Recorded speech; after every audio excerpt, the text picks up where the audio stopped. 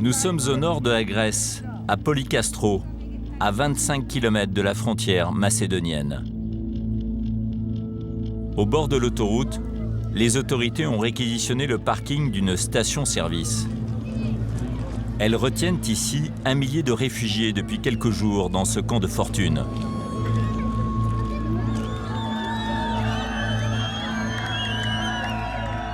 Si ces migrants sont sur les dents, c'est qu'ils veulent continuer leur trajet vers l'Allemagne, la France, l'Angleterre.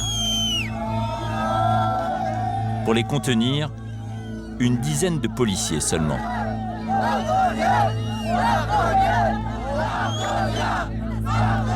Ces migrants ont déjà dépensé plusieurs milliers d'euros auprès de passeurs pour arriver en Grèce et certains ont perdu des proches, morts noyés en mer. Ils ont tout quitté pour rejoindre l'Europe de l'Ouest et rien ne les arrêtera. On vient de Syrie, d'Afghanistan, d'Iran et on veut aller en Macédoine. Là, on dort dans la merde, dans les poubelles. Regardez comme c'est sale ici. Finalement, c'est alors qu'elle est un peu dépassée que la police grecque les laisse avancer vers la Macédoine, transférant ainsi l'insoluble problème de l'accueil des migrants aux pays voisins. Ils vont quitter l'Europe pendant quelques jours et la rejoindre à nouveau en Croatie. Ils vont côtoyer des passeurs et parfois tomber dans les griffes de puissantes mafias qui vont leur faire vivre l'enfer. L'année dernière, près d'1 million de réfugiés et de migrants sont entrés en Europe. Face à cet exode, les mafias du monde entier se sont lancées dans le business de l'immigration. J'ai entendu dire qu'un boss albanais gagnait jusqu'à 1 million d'euros par mois. Chacun a sa spécialité, comme le trafic de faux gilets de sauvetage, des objets mortels. Il s'agit de 4 couches de plastique léger qui ressemblent à une éponge. Avec ce gilet, on flotte seulement quelques minutes. Il y a aussi des gros bonnets spécialistes de la traite d'êtres humains recherchés par toutes les polices. J'ai gagné 1 million de dollars cette année. J'ai fait passer plus de 50 000 personnes depuis le début. Autre problème, des djihadistes infiltrés parmi les migrants peuvent aussi profiter de ces services, vendus par les mafias, comme la fabrication de faux passeports. Ici, tu vois bien l'image? Il y a un château en transparence. La première page a été changée, tout le reste est authentique. 2 des terroristes du 13 novembre possédaient des faux papiers syriens. Selon certaines sources policières, 500 djihadistes auraient utilisé ce flux migratoire en passant par la Grèce pour revenir en Europe. Stop, stop, stop! Malgré cela, durant notre enquête, nous allons découvrir qu'aux frontières de l'Europe, certaines polices un peu démunies filtrent les passages à l'œil nu. Des méthodes d'un autre temps. Parfois, des faux papiers passent. On n'est pas parfait. Mais vous allez voir que parmi les réfugiés, il y a aussi des migrants économiques. Sur les papiers, c'est écrit que je suis afghan, mais en fait, je suis iranien. Sur le chemin de l'Europe, certains d'entre eux sont enlevés par des mafieux. Ils sont séquestrés, torturés, en échange d'une rançon versée par leur famille. Moi, ils m'ont cassé le nez, mais d'autres ont été électrocutés. Nous avons découvert l'un des repères de ces criminels. Ils sont là-dedans, les Bangladais. Je les vois. Ils s'en vont. Quand la misère rapporte gros, enquête sur les mafias de l'immigration.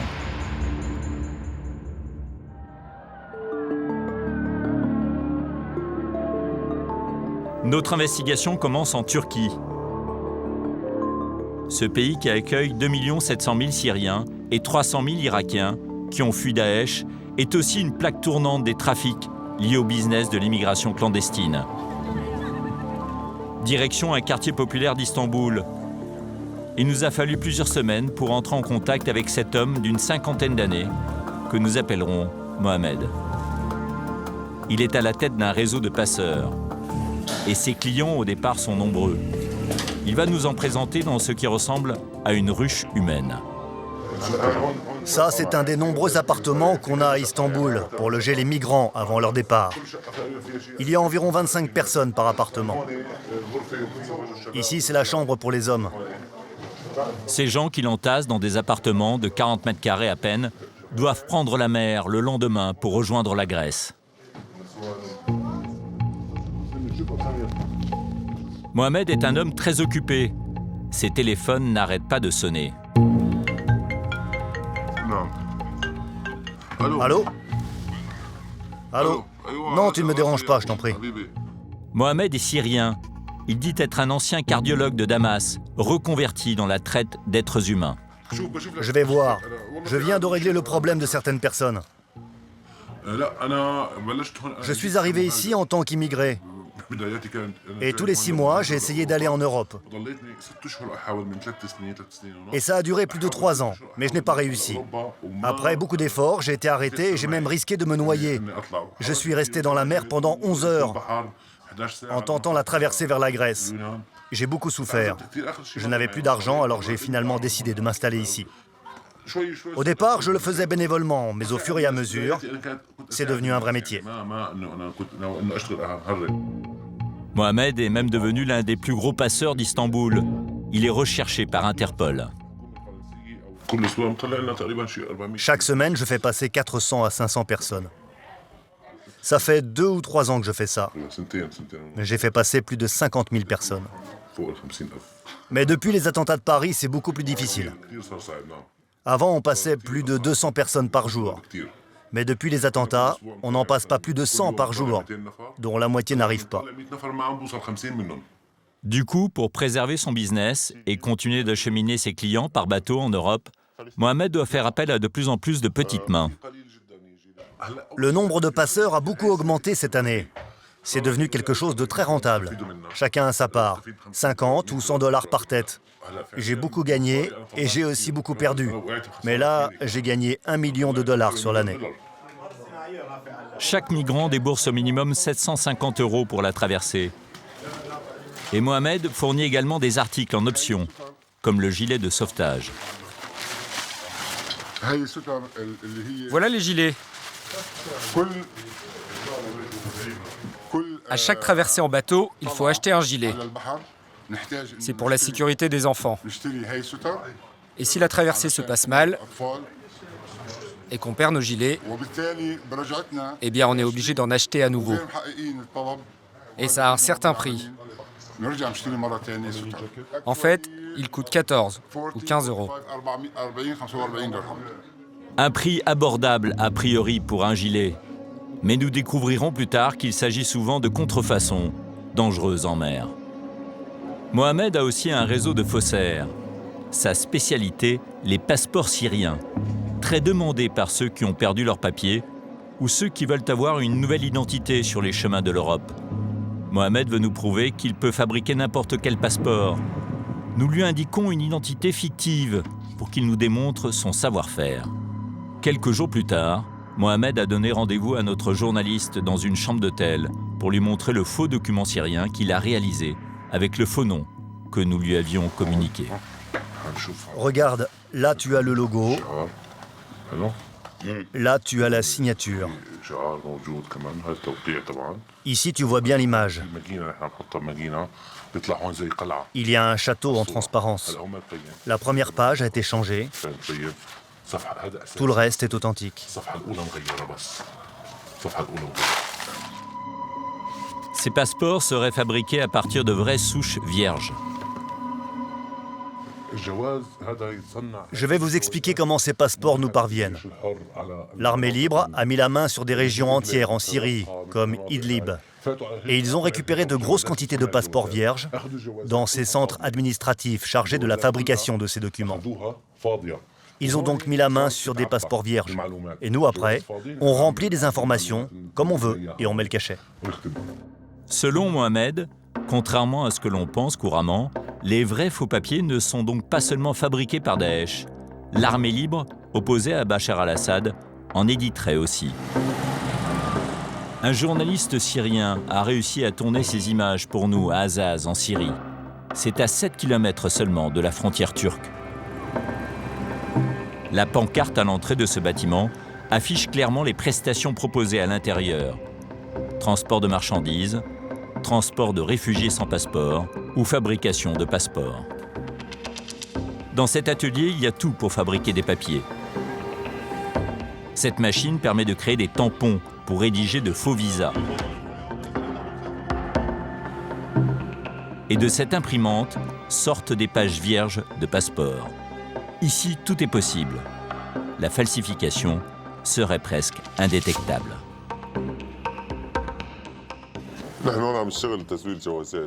Le régime n'autorise pas les opposants à avoir un passeport. Ils ne peuvent donc pas se déplacer dans les endroits contrôlés par le régime. Ils ne peuvent pas sortir du pays. C'est pour ça qu'on fabrique des faux passeports. On a fabriqué des faux tampons, on imprime des pages de passeport, on peut changer des photos. Par exemple, si quelqu'un a le passeport de sa mère, on peut changer la photo et la remplacer par une autre.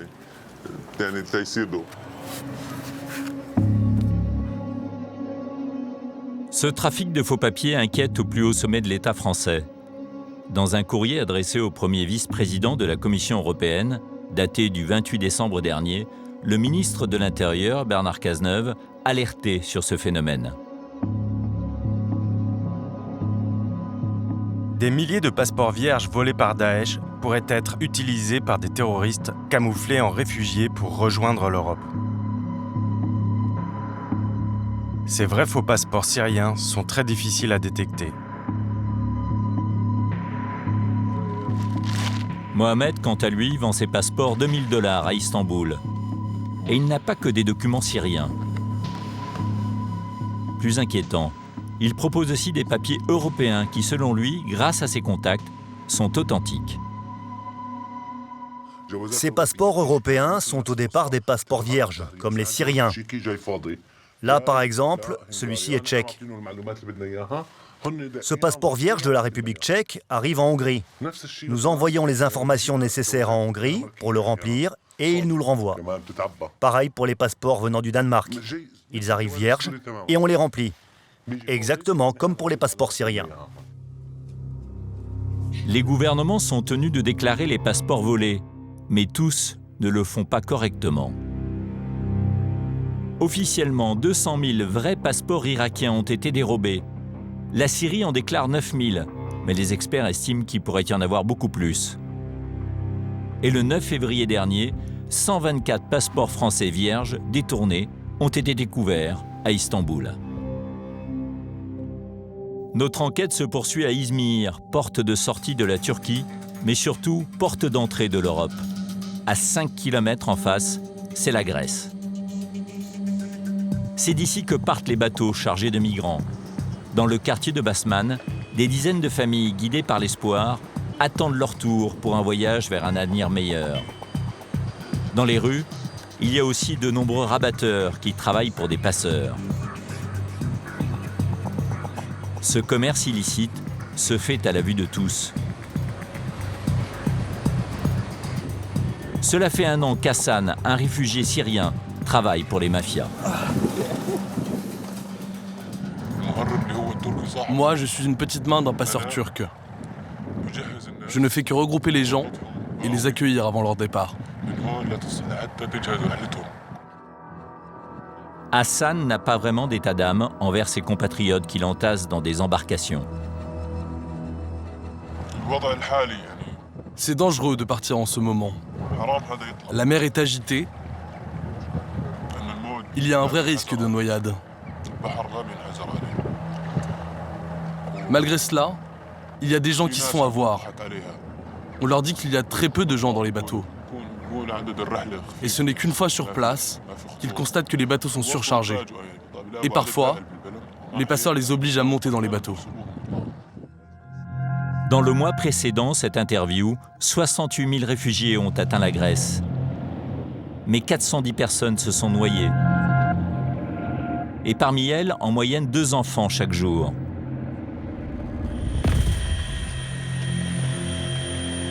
Pendant notre tournage, un nouveau sauvetage d'envergure a été filmé par les gardes-côtes turcs. Cet après-midi-là, Pelen Hussein, un réfugié syrien, a la vie sauve. Il vient de passer 12 heures en équilibre sur la proue d'un bateau de 10 mètres qui a chaviré à seulement quelques encablures de la côte. Ce naufrage a coûté la vie à 27 personnes, dont 11 enfants. Pelen Hussein a bien fait de ne pas tenter de rejoindre la côte à la nage. Vous allez comprendre pourquoi. En 2015, ce sont 800 migrants qui ont perdu la vie en mer Égée à cause de bateaux surchargés, mais aussi de faux gilets de sauvetage, pour bon nombre fabriqués en Turquie.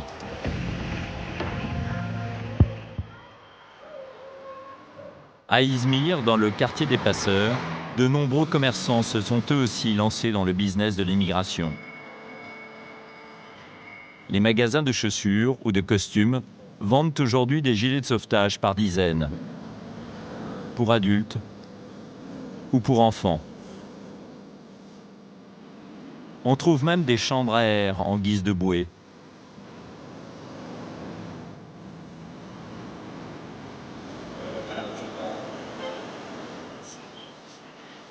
Un vendeur de prêt-à-porter finit par accepter de nous montrer ses best-sellers.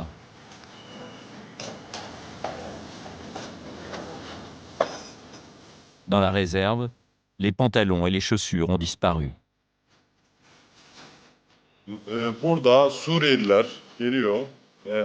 Les Syriens viennent ici pour essayer les gilets. Il y en a à tous les prix et de toutes les tailles.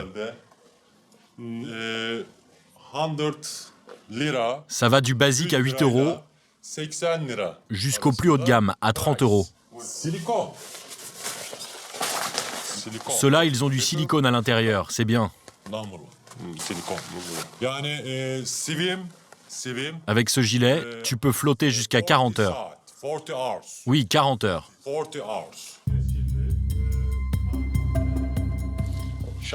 Ça, ce sont des chambres à air fabriquées en Inde. C'est de la bonne qualité. Avec les chambres à air, tu tiens 10 minutes dans l'eau. Comme dans une boutique de bord de plage, le vendeur propose des pochettes étanches pour les papiers et les téléphones. Et l'un de ses produits phares, c'est ce gilet low cost à moins de 10 € avec une fausse étiquette affichant la norme CE. Ne filmez pas la marque. Nous décidons d'acheter un gilet dans l'une de ces boutiques. Ce Syrien a travaillé dans un atelier clandestin qui les fabrique. Et il va nous montrer ce qui se cache à l'intérieur.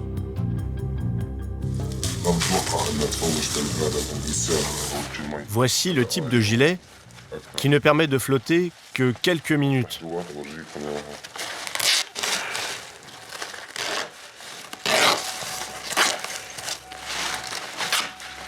Je vais le déchirer.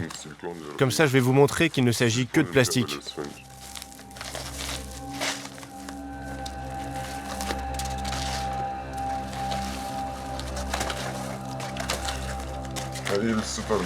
Vous voyez, il s'agit de 4 couches de plastique léger qui ressemblent à une éponge.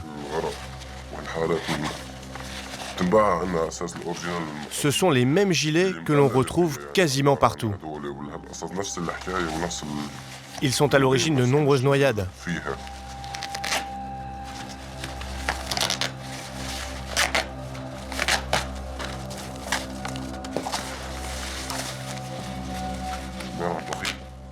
Tous les faux gilets sont faits de la même manière. Ils sont fabriqués dans de petits ateliers clandestins et pas par de vraies entreprises. Le personnel n'a aucune expérience en la matière. Ces produits sont censés sauver des vies. En fait, ils ne sont qu'une illusion de sécurité. Les autorités cherchent à démanteler ces ateliers. L'homme accepte de nous conduire dans l'un d'entre eux. Nous filmons en caméra cachée. Il s'agit d'une ancienne fabrique de textiles reconvertie dans la contrefaçon de gilets de sauvetage. Nous nous faisons passer pour des acheteurs. Est-ce que vous pouvez me montrer le tissu avec lequel vous fabriquez les gilets? Quelle qualité de tissu vous voulez? Du bon tissu? Je ne sais pas trop quoi vous dire. Montrez-moi. Les bons tissus coûtent cher. Voilà ce qu'on a.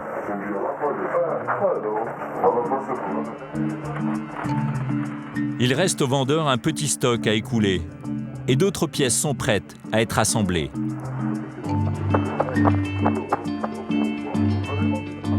Dans un atelier voisin, un employé nous montre la garniture qui ne permet pas de flotter. Voilà, on les remplit avec cette mousse. On la coupe et on la plie comme ça pour remplir le gilet. Là, par exemple, c'est pour le dos du gilet.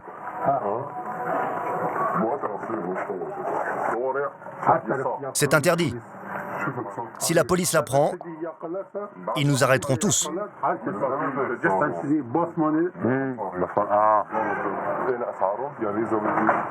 Dis-nous, ça coûte combien le gilet? Ils le vendent entre 8 et 10 euros.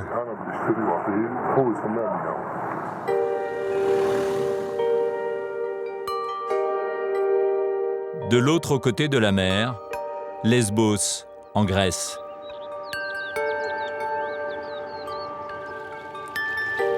Les côtes de cette île paradisiaque sont jonchées de gilets de sauvetage. Ceux qui ont posé le pied ici sont des survivants. Tout comme ceux-là qui arrivent tout juste, extirpés de leur embarcation en péril, sauvés par les gardes-côtes ou la marine. Ce jour-là, nous allons assister à l'arrivée de 2000 personnes. Certaines ont sabordé leur bateau pour être prises en charge et être sûres d'arriver en Grèce. Un seul doit les faire monter à terre. Faites attention, elle est enceinte. Il y a des femmes, des vieillards, de jeunes enfants. Chaque jour, malgré les difficiles conditions de navigation liées à l'hiver, des centaines de réfugiés qui ont payé le prix fort continuent de braver la mort.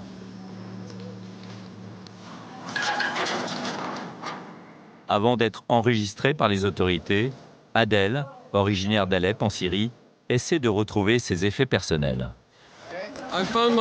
J'ai retrouvé quelques affaires à moi. Les passeurs ne nous laissent pas monter à bord avec nos valises. Donc moi, j'ai mis tous mes habits sur moi. Tout le monde a jeté sa valise sur la plage turque. Certains ont payé 1000 euros le passage. D'autres, 600 euros. C'est comme ça. Le prix varie selon la tête du client, en fonction des moyens de chacun. Tout argent est bon à prendre. Je suis inquiet, mais pas autant que quand je suis monté sur le bateau. La mer était la partie la plus dangereuse de mon voyage. Maintenant, ça devrait être de plus en plus simple. Je pense que nous devons prendre ce bus. Peut-être qu'il nous emmène dans un camp.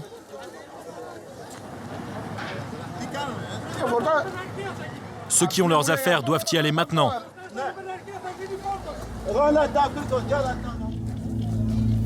Les autorités vont embarquer les réfugiés. Les Syriens, les Irakiens et les Afghans vont obtenir un laissez-passer de 30 jours sur le territoire grec. Avec cela, ils peuvent circuler et continuer leur route. D'ordinaire, en cette période hivernale, l'île de 90 000 habitants sommeille. Mais désormais, chaque mois, une trentaine de milliers de nouveaux clients déferlent. Mytilène, la capitale, a totalement changé de visage.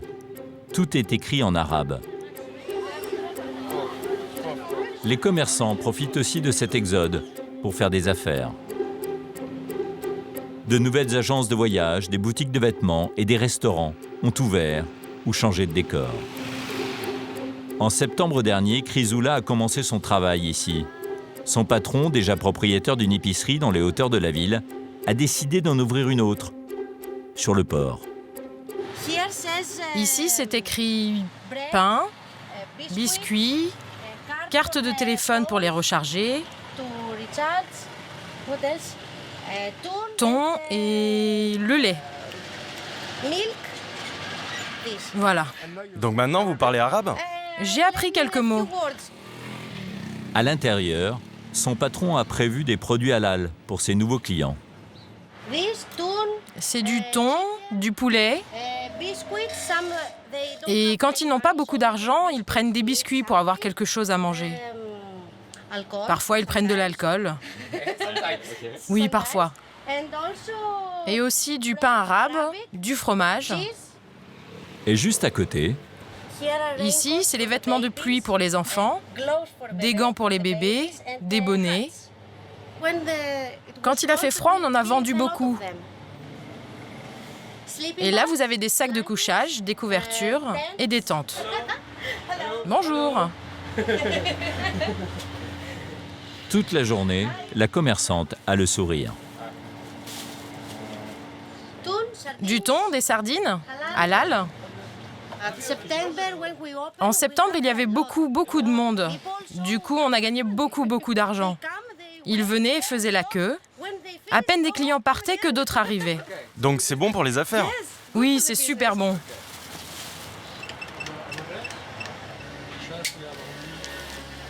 Et voilà. Pas question de se tromper sur la monnaie, ni d'oublier d'offrir un cadeau de la maison. Non, ça c'est gratuit, je ne veux pas d'argent. Merci.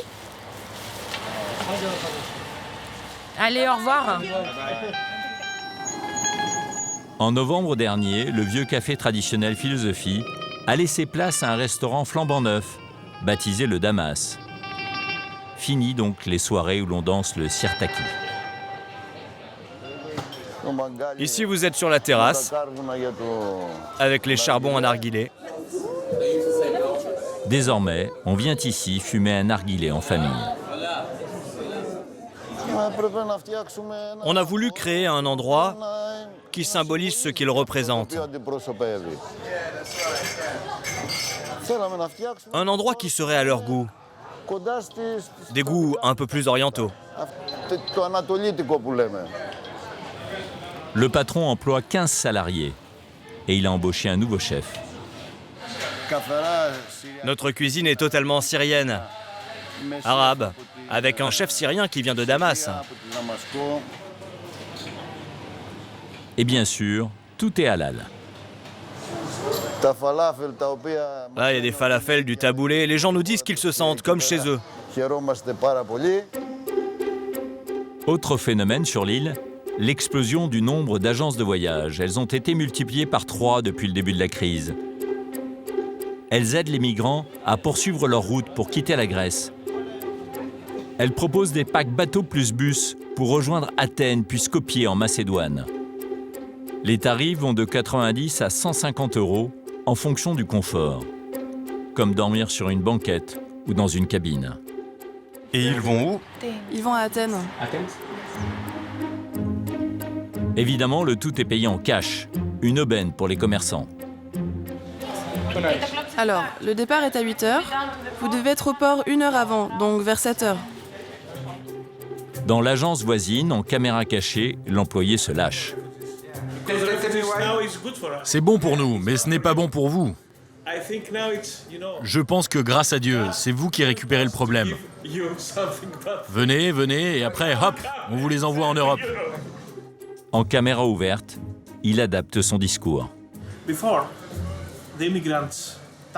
Avant la crise des migrants, la saison des vacances, c'était 2-3 mois par an. Maintenant, on parle de 8 à 9 mois de business. C'est super, tout le monde gagne de l'argent. Mais bon, maintenant, l'île de Lesbos est synonyme de migrants. Et ça ne nous fait pas vraiment une bonne publicité. À Mytilène, une chose nous intrigue particulièrement. Nous croisons dans la journée plusieurs fois les mêmes personnes, et certaines d'entre elles changent de nationalité au fil des minutes. Ces jeunes hommes prétendent d'abord venir d'Afghanistan. Vous venez d'où? On vient d'Afghanistan. Comme les Syriens et les Irakiens, les Afghans obtiennent des laissez-passer. Mais 2 heures plus tard, ils nous avouent venir d'ailleurs. Je suis iranien. Je viens d'Iran. Par contre, sur le papier, je suis afghan.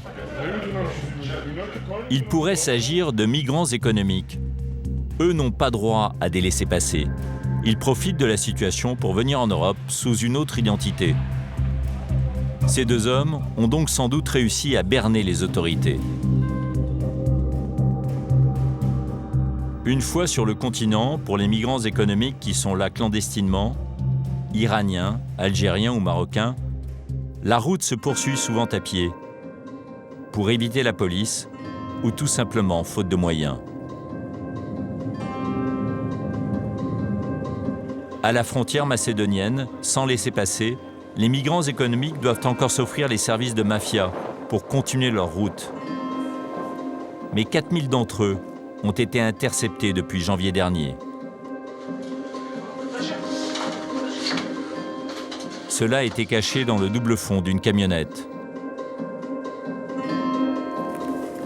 À 1 kilomètre de la frontière, les migrants refoulés ont fait de cet hôtel désaffecté leur base arrière. Ici, l'ambiance est explosive. Un Marocain a accepté de témoigner.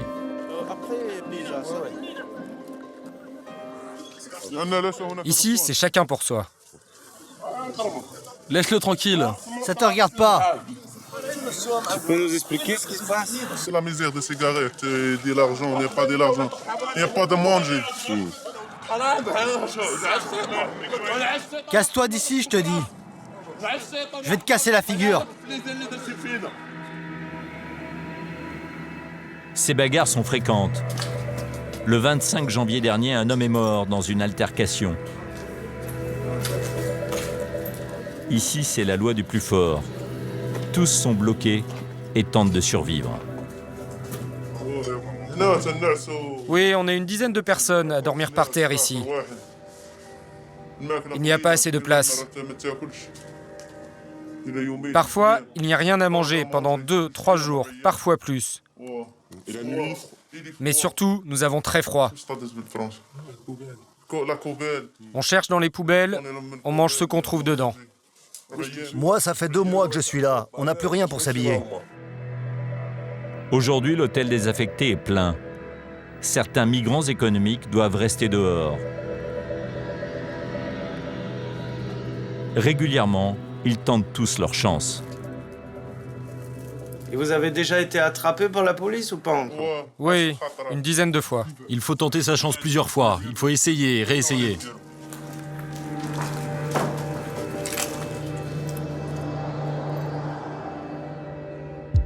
Pas étonnant qu'il ne soit pas passé. En face, pour protéger sa frontière, la Macédoine a érigé un double mur de barbelés. Et les autorités sont sur le qui-vive. Cette zone semble infranchissable, du moins en apparence. Je surveille la frontière, là. Et si je détecte quelque chose d'anormal, je communique l'info. Et ce sont d'autres équipes qui prennent le relais.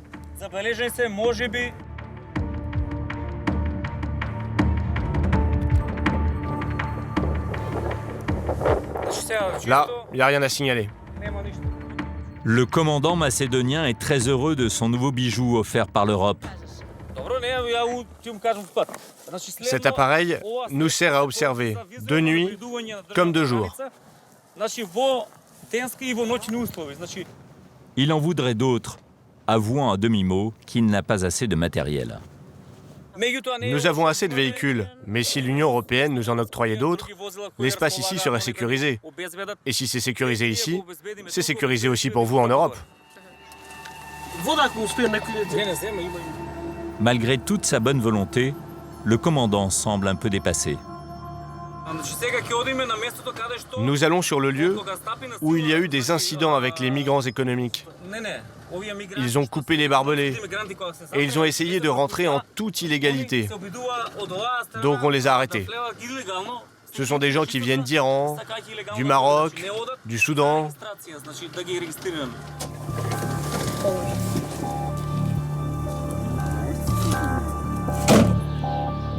Ce mur de barbelés ne dissuade pas vraiment les migrants qui n'ont rien à perdre. Ils soulèvent les barbelés avec un bâton. Ils ont très envie de rejoindre l'Europe. Aujourd'hui, sur le continent européen, de nombreux murs s'érigent, comme ici. C'est notamment le cas en Bulgarie ou en Autriche. La Hongrie, elle, a déjà fermé ses frontières. Stop, stop, stop. Seul point de passage officiel, c'est checkpoint entre la Grèce et la Macédoine.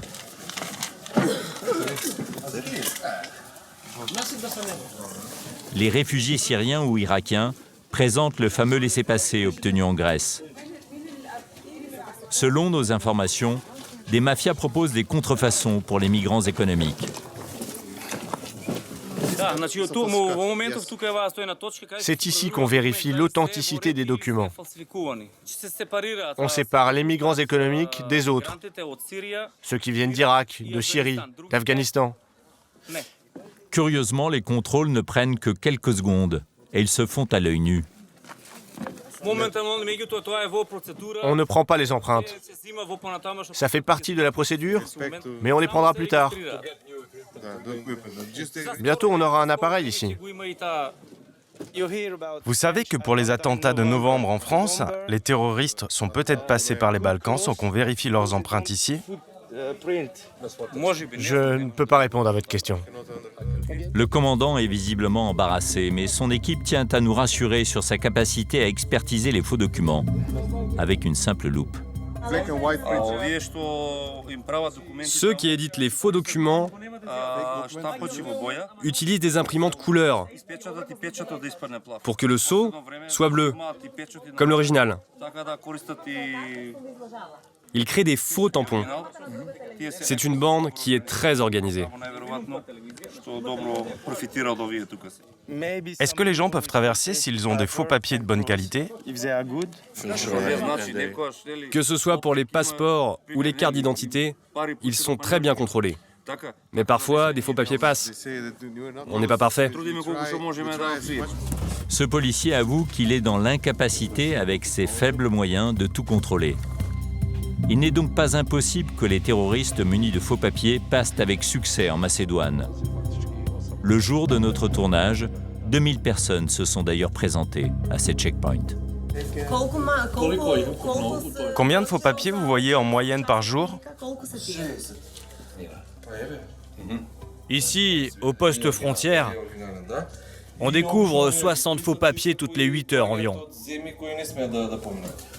Ce type de tampon est falsifié par des gens qui n'ont pas le droit d'entrer chez nous. Nos collaborateurs ont été formés pour reconnaître ces faux cachets. Ça, c'est un faux passeport irakien. On en découvre 1, 2, 4 ou 5 par semaine, disons. Et montrez-nous comment vous reconnaissez ces faux documents. Bah, ça, c'est pas moi. Ce sont mes collègues qui l'ont reconnu. Mais ça se voit. Nous n'en saurons pas beaucoup plus avec ce policier. À la nuit tombée, les groupes de réfugiés ne cessent d'arriver.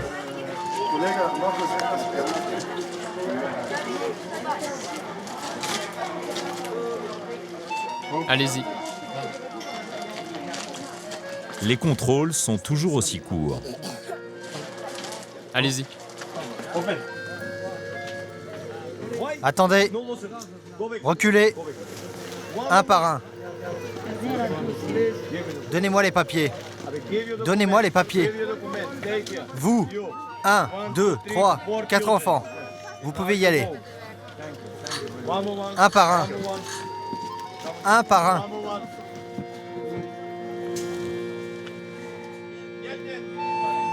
Ce candidat, lui, intrigue les autorités. Il se dit afghan. Les policiers ont un doute. Pas d'interprète pour vérifier, ni de base de données à consulter. Ils ont juste cette simple feuille et une loupe.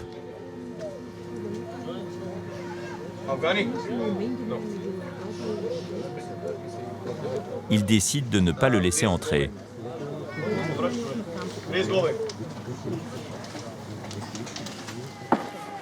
L'homme sera reconduit comme d'autres vers Athènes.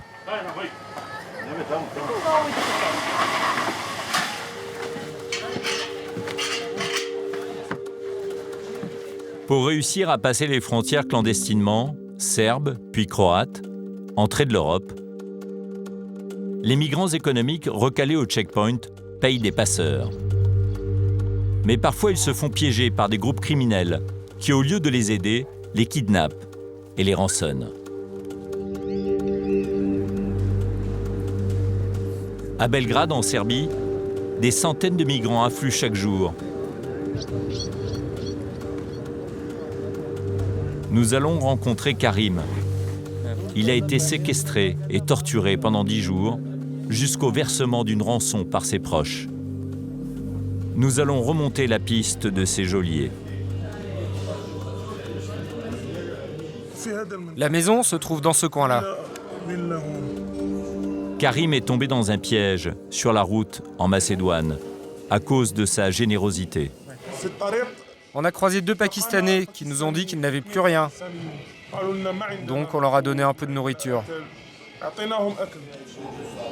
Les 2 hommes qui se font passer pour des migrants poursuivent leur route avec Karim et son groupe. Puis ils demandent à faire une pause et passent un coup de fil dans un dialecte pakistanais. Une voiture arrive alors, avec à son bord des hommes armés. Karim est enlevé. Ils nous ont emmenés dans une maison habitée par une famille, composée des 2 parents et d'un fils. Ils nous ont enfermés sans rien dire. Là, on a eu très peur. Le lendemain, ils sont venus avec des épées et après, ils nous ont frappés. Moi, j'ai été blessé uniquement au nez, mais d'autres l'ont été beaucoup plus gravement. Ils ont même été électrocutés. Ils m'ont cassé le nez. Le sang a commencé à couler et je leur ai dit « Arrêtez, je vous donnerai tout ce que vous voulez ». Alors, ils nous ont demandé d'appeler nos familles pour envoyer de l'argent. Karim est à bout de nerfs, effondré. Il doit la vie sauve à sa famille qui s'est cotisée pour payer une rançon de $1300. Je suis parti pour aider ma famille. Et au final, c'est eux qui payent pour moi. Je ne peux pas faire demi-tour.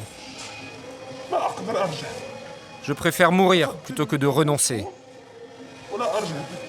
Maintenant, il faut que je rembourse ma famille.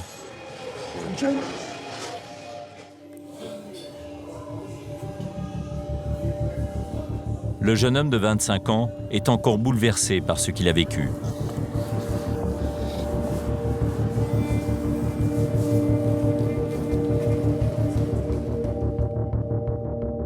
Nous allons tenter de retrouver cette maison où les migrants sont séquestrés. Retour en Macédoine. Pour nous aider dans notre enquête, nous avons fait appel à un journaliste local qui travaille depuis plusieurs mois sur ces affaires. Il s'appelle Vedat. On va à Lojane. C'est un village situé juste à côté de la frontière serbe. Il y a 2 ou 3 maisons avec des passeurs qui retiennent des migrants économiques. Nous prenons la direction d'un village macédonien peuplé d'Albanais. Selon le journaliste, ici les mafias ont des yeux partout. Si je sors de la voiture, qu'est-ce qu'il se passe? Ils vont t'identifier. Et ils vont te demander ce que tu fais dans le coin. Attention, il y a une voiture. Voilà, on arrive à Lojane. C'est dans ce village qu'aurait été retenu prisonnier Karim, le migrant marocain que nous avons rencontré à Belgrade. Selon les informations de Vedat, des otages seraient encore retenus dans cette maison, à la sortie de Lojane.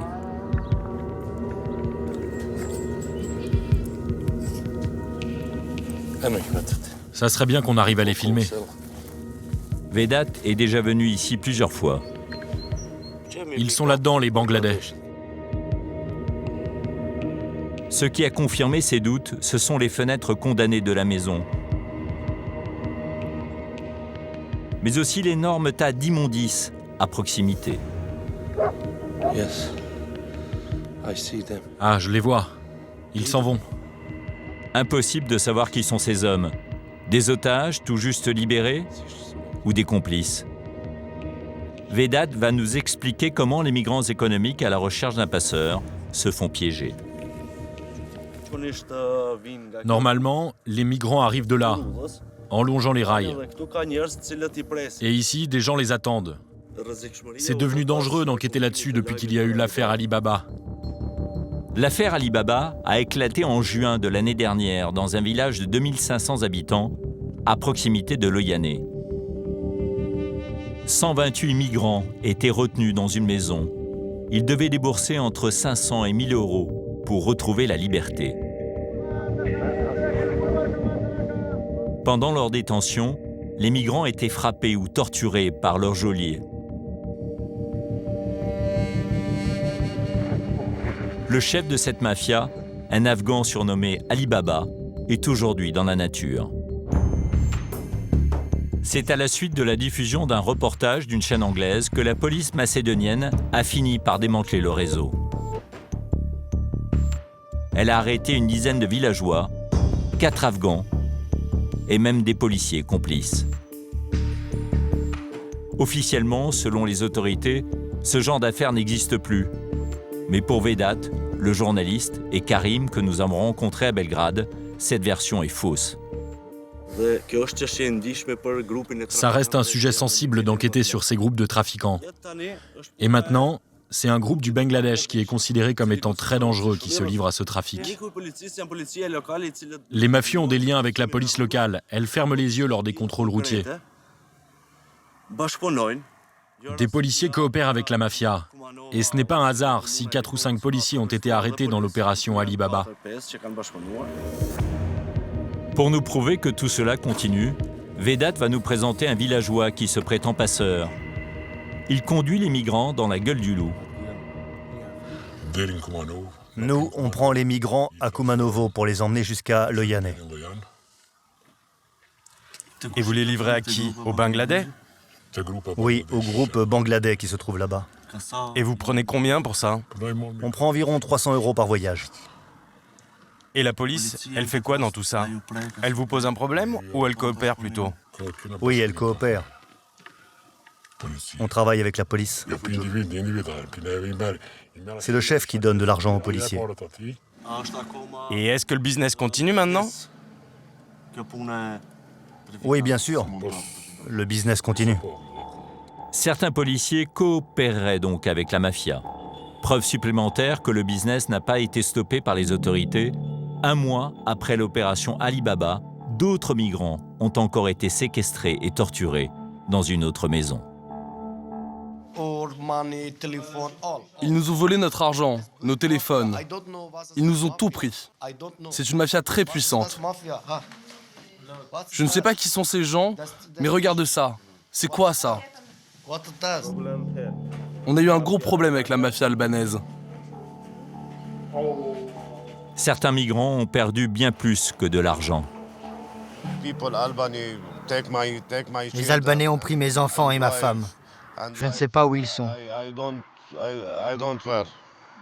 Je ne sais pas. À la différence des migrants économiques, pour les réfugiés de guerre, les Syriens, les Irakiens ou les Afghans, la route continue plus facilement entre la Macédoine et la Serbie. Ils vont franchir la frontière en toute régularité avec leur laissez-passer à Miratovac. Ce jour-là, il fait moins 17 degrés. Ils doivent patienter dans cette longue queue, les corps fouettés par l'air glacé.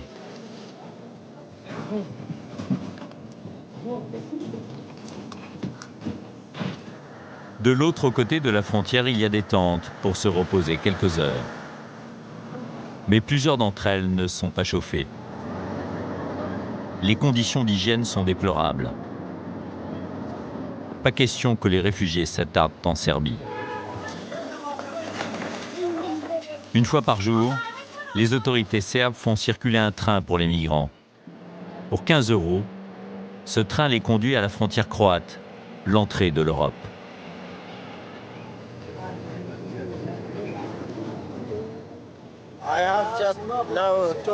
Il ne me reste plus que 200 €. Après, j'ai plus rien. C'est cher de venir d'Afghanistan en Europe?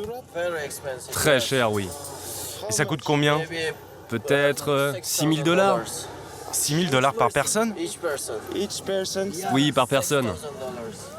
Très vite, le guichet ferme. Fini? C'est fini? Il n'y a plus de tickets? Regardez, il ne répond même pas quand on lui parle.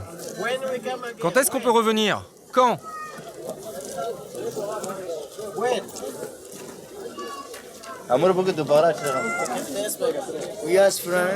On lui demande et il ne nous répond pas. Il nous fait signe de partir. Donc vous avez attendu 5 heures pour rien? Oui, 5 heures qu'on fait la queue. On a nos enfants, notre famille. Et maintenant, il n'y a plus de ticket de train. Il faut qu'on prenne le bus.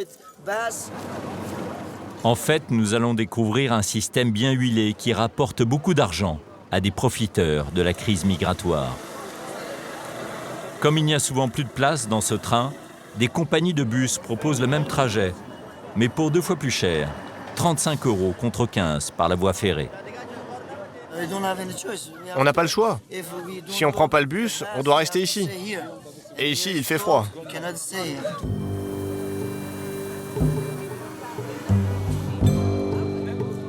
Nous avons voulu savoir qui se cache derrière ce juteux business. Mais le chauffeur n'est pas très loquace. Il nous repousse avec des insultes. Vas-y, sors de mon bus. Je veux plus te voir ici. Allez, sors de là. Dégage d'ici, sale enfoiré. Sors de là.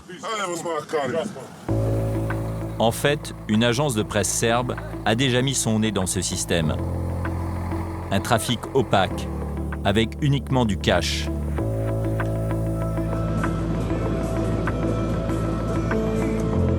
À notre grande surprise, à la sortie de la ville, nous découvrons près de 300 bus, les uns derrière les autres. Leurs chauffeurs attendent leur précieuse cargaison. On attend notre tour pour faire monter les migrants. C'est toujours comme ça? En ce moment, oui. Tu te rends compte? Parfois, on attend de 17 à 20 jours.